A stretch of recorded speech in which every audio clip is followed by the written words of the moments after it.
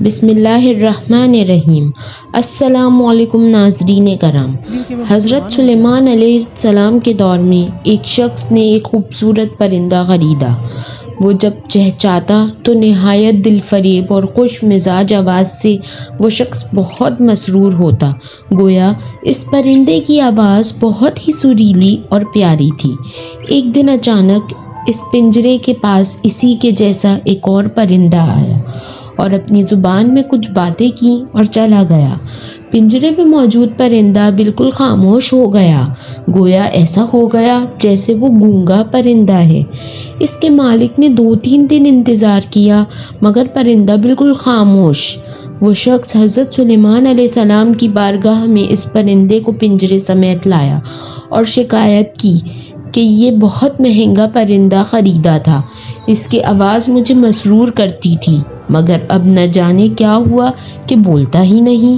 حضرت سلیمان علیہ السلام جو جانور، چرند پرند سب کی بولیاں جانتے تھے، نے اس پرندے سے پوچھا کیا وجہ ہے جو تم خاموش ہو گئے ہو؟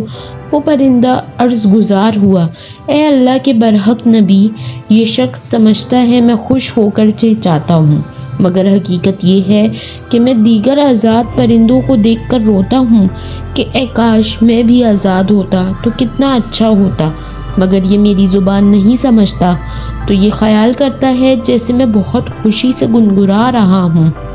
پھر ایک دن میرا ایک ہم جنس میرے پاس آیا اور کہا کہ یہ شخص تیری زبان نہیں سمجھتا بلکہ سمجھتا ہے کہ تو بہت سریلی آواز کے ساتھ خوشی خوشی چہچا رہا ہے۔ اگر تم اس کی قید سے آزاد ہونا چاہتے ہو تو رونا چھوڑ دو، بولنا فریاد کرنا بھی چھوڑ دو کہ اس پر تمہارے الفاظ اثر ہی نہیں کرتے کیونکہ یہ تمہارے درد کو سمجھ ہی نہیں سکتا۔ بس پھر کیا تھا، میں تب سے خاموش ہو کر صبر کر رہا ہوں۔ حضرت سلیمان علیہ السلام نے اس شخص سے کہا کہ پنجرہ کھول دو اور اس کو آزاد کر دو کیونکہ اب یہ پنجرے میں کبھی نہیں بولے گا۔ اس شخص نے کہا اگر اب یہ خاموش ہی رہا تو بلا وجہ اس کو رکھ کر میں کیا کروں گا، لہٰذا اس نے سلیمان علیہ السلام کے حکم کی اتباع کرتے ہوئے پنجرہ کھول دیا۔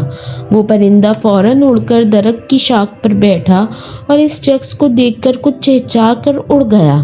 اس شخص نے حضرت سلیمان علیہ السلام سے عرض کی کہ یہ کیا کہہ کر گیا ہے؟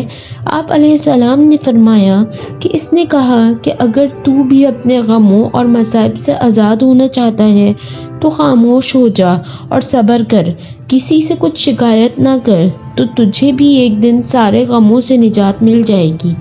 اگر آپ ناظرین کرام کو ہماری ویڈیوز اچھی لگیں تو ہمارے چینل کو سبسکرائب اور ہماری ویڈیوز کو ضرور لائک کیجیے گا تاکہ آپ کا اور ہمارا تعلق اسی طرح جڑا رہے۔